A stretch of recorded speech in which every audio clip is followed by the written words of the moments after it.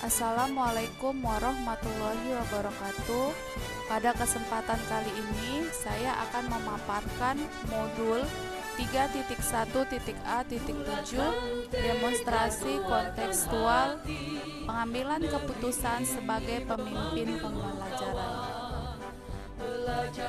Oleh saya sendiri, Rina Mentari Ginting, CGP Angkatan keempat, Kabupaten Deli Serdang, Sumatera Utara.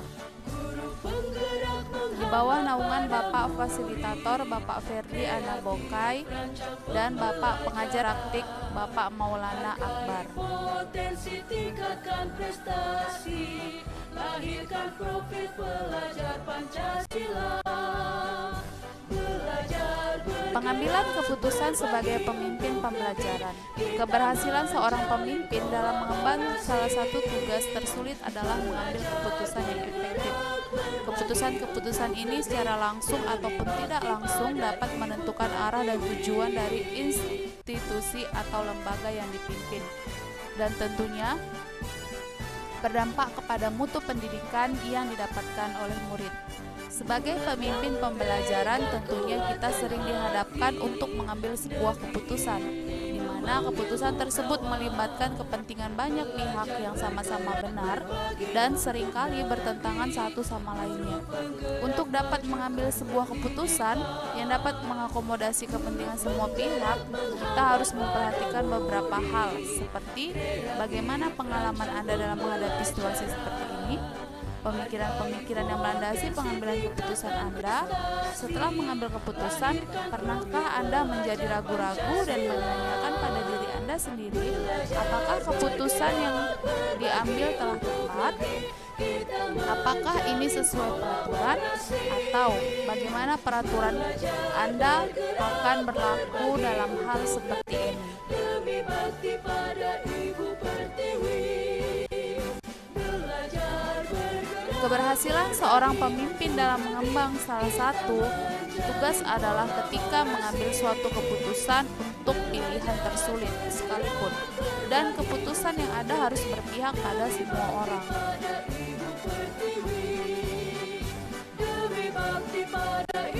Nah, itu tadi penerapan 9 langkah pengambilan dan pengujian keputusan.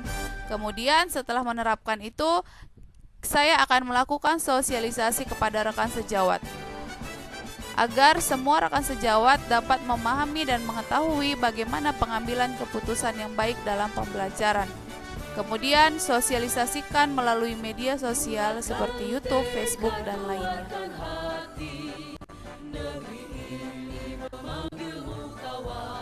Baik, kita akan masuk pada pertanyaan yang kedua, yaitu apa langkah-langkah awal yang akan Anda lakukan untuk memulai mengambil keputusan berdasarkan pemimpin pembelajaran.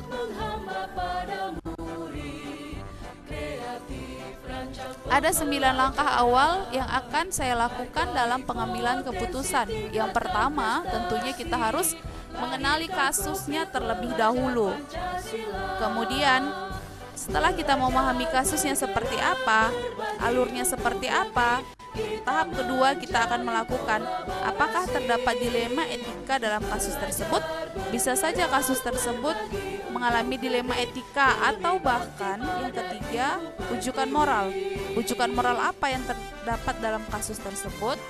Kemudian langkah selanjutnya, setelah kita mengetahui kasus itu dilema etika atau ujukan moral, maka kita akan melakukan penerapan 9 langkah pengambilan dan pengujian keputusan. Setelah melakukan penerapan 9 langkah pengambilan dan pengujian keputusan, maka kita akan menguji paradigma benar lawan benar. Sesuai dengan penjelasan nomor 1 tadi, ada 4 paradigma, maka kita akan menggunakan paradigma yang mana untuk kasus tersebut. Kemudian yang 6, kita akan melakukan prinsip resolusi. Nah, setelah kita melakukan hal itu, kita akan menguji lagi investigasi opsi trilema. Apakah ada keputusan di luar dugaan kita yang dapat menyelesaikan kasus tersebut. Kemudian setelah melakukan ketujuh tahapan dalam pengambilan keputusan, kita akan membuat satu keputusan terhadap kasus tersebut. Nah, setelah membuat keputusan, kita akan merefleksikan keputusan yang telah dibuat. Inilah langkah-langkah yang akan saya lakukan dalam pengambilan keputusan.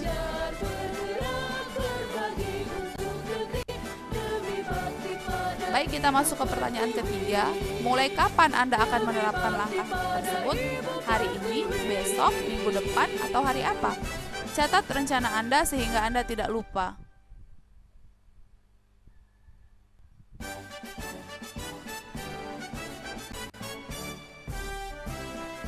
Saya akan menerapkan langkah tersebut sejak situasi itu terjadi, misalnya hari ini. Maka penerapan langkah-langkah tersebut akan saya lakukan. Saya akan memulai dari diri saya sendiri dan lingkungan terkecil saya, yaitu lingkungan kelas, kemudian ke lingkungan sekolah, dengan mulai menganalisis permasalahan yang terjadi. Maka jika terdapat situasi masalah pada hari ini, maka saya akan mencoba menerapkan 9 langkah tadi pada situasi yang terjadi pada hari ini.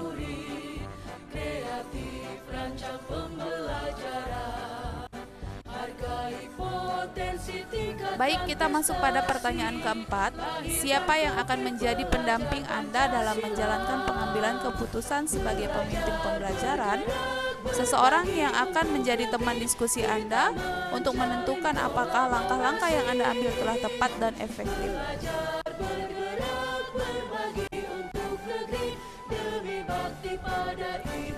Pendamping dalam mengambil keputusan, menurut saya yang pertama yang pasti adalah kepala sekolah, di mana kepala sekolah sebagai stakeholder pertama dan utama dalam lingkup sekolah. Maka saya akan berdiskusi kepada kepala sekolah untuk mengambil keputusan dalam satu masalah yang sedang saya hadapi. Kemudian yang kedua yang pastinya adalah rekan sejawat, karena rekan sejawat adalah partner dalam melakukan praktik baik saya di sekolah. Maka saya akan juga meminta pendapat baik dari rekan sejawat saya terhadap kasus yang sedang terjadi. Kemudian yang ketiga adalah siswa itu sendiri, di mana siswa sebagai sumber pengalaman dan pengetahuan, bagi saya tentunya sebagai guru. Kemudian yang keempat, saya akan meminta pendapat dari orang tua siswa, di mana orang tua siswa sebagai partner saya sebagai guru dalam membimbing siswa tersebut. Kemudian saya minta pendapat lagi dari komite sekolah sebagai penyambung hubungan antara pihak sekolah dan orang tua. Dan yang terakhir adalah pengawas dan pembina sebagai pemantau atau monitoring.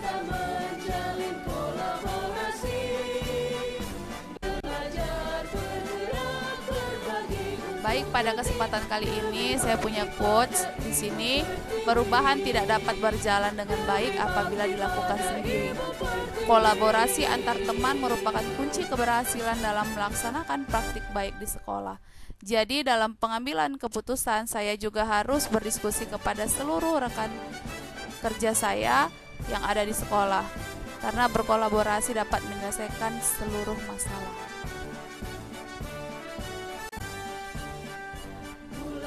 Terima kasih atas perhatiannya saya ucapkan, dan salam bahagia untuk kita semua. Saya akhiri dengan Assalamualaikum warahmatullahi wabarakatuh.